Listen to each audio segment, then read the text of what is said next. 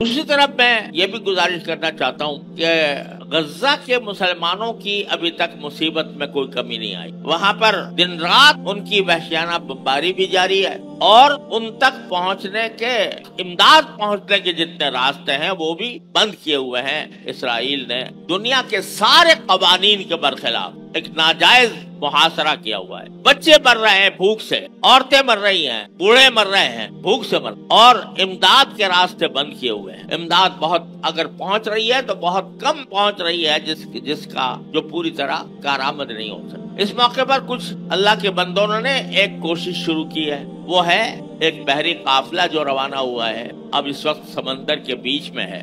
वो समूद के नाम से, समूद का माना होता है इस्तिकामत, तो इस्तिकामत के नाम पर, समूद के नाम पर ये बहरी काफिला चला हुआ है तुनिस से और अभी समंदर के दरमियान है। ये काफिला एक तरह का एक अलामती रद्द अमल है इसराइल की जारहियत के खिलाफ और इसका मकसद ये है कि जाकर मुआसरा तोड़े और मुआसरा तोड़कर वहाँ गजा के लोगों को दवाएं और ग़िज़ाई सामान फराहम करे। उसके लिए ये काफिला चल रहा है। इसके ऊपर खतरात हैं। इसराइल हमला भी कर सकता है, उसके रास्ते में रुकावट डाल सकता है। इसराइल जो खुद दहशतगर्द है उसने इस काफिले को दहशतगर्द करार दे दिया, हालांकि बेचारा पुरअमन काफिला है। तो ये कोशिश इस तरह भी हो रही है, ये कोशिश है और ये कोशिश हमारी तरफ से पूरी हिमायत की मुस्तहिक है और हमारी दुआओं की मुस्तहिक। अल्लाह ताला इसकी हिफाजत फरमाए और इसको मंजिल तक पहुंचाए और ये मुहासरा तोड़ने के अंदर कामयाब हो और फातेह बनकर वापस आए। इसकी भी सब मुसलमानों से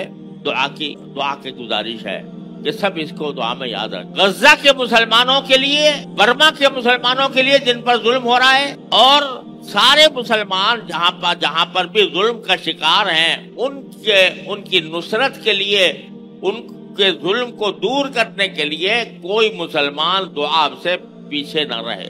हर नमाज में उनके लिए दुआ करें और इस काफिले के लिए भी दुआ करें और पाकिस्तान और सऊदी अरब के लिए भी दुआ करें। या अल्लाह पाकिस्तान और सऊदी अरब को इस्तिकामत अता फरमा और गैरों की गुलामी से निकालने का जरिया बना। और ये कुछ बात नहीं है कि दो मुल्कों के दरमियान ये मुआहदा हुआ है तो अल्लाह तबारक व तआला दूसरे मुसलमान मुल्कों को भी तौफीक दे कि वो इसमें शामिल हो। अगर मुसलमान सारे मुत्तहिद हो जाते हैं, 57 मुल्क दुनिया के जो ऐन दुनिया के बीचों बीच आबाद हैं, मराकश से लेकर इंडोनेशिया तक एक जंजीर है इस्लामी मालिक की, अगर ये आपस में इस तरह मुत्तहिद हो जाते हैं तो किसी के मजाल नहीं होगी कि वो इनको गुलाम बना सके या इनके हुकूक को तलब कर सके। लिहाजा जैसे मैंने अर्ज किया कि कोशिशें एक तरफ और दुआ एक तरफ, हम उस कोशिश में बराह रास्त शरीक होने के काबिल तो नहीं है।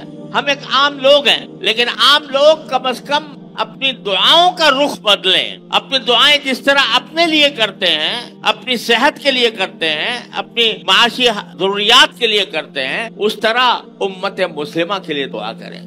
उसके लिए उस तरह पाकिस्तान के लिए दुआ करें, सऊदी अरब के लिए दुआ करें और जो लोग के फलस्तीन के अंदर इसराइल के जुल्म और सितम का शिकार हैं उनकी नजात के लिए दुआ करें, उनकी फतह के लिए दुआ करें। दुआ बहुत बड़ा हथियार है। अद्दुआ सिलाहुल मोमिन, दुआ मोमिन का हथियार है। तो किसी भी मुसलमान को दुआ से कम पीछे नहीं रहना चाहिए और हर वक्त ज़हन में रखना चाहिए कि हमारे मजलूम मुसलमान भाइयों के साथ जो ज्यादतियां हो रही हैं, अल्लाह ताला उनको नजात अता फरमाए। अगर सारे मुसलमान दुआओं पर लग जाएं तो अल्लाह तबारक व तआला की रहमत से कुछ बाईद नहीं है कि अल्लाह ताला हमें इस गुलामी की जिंदगी से नजात अता फरमाए। सोशल मीडिया पर सबसे कदीम और सबसे रिलायबल ब्रांड दरसे कुरान.com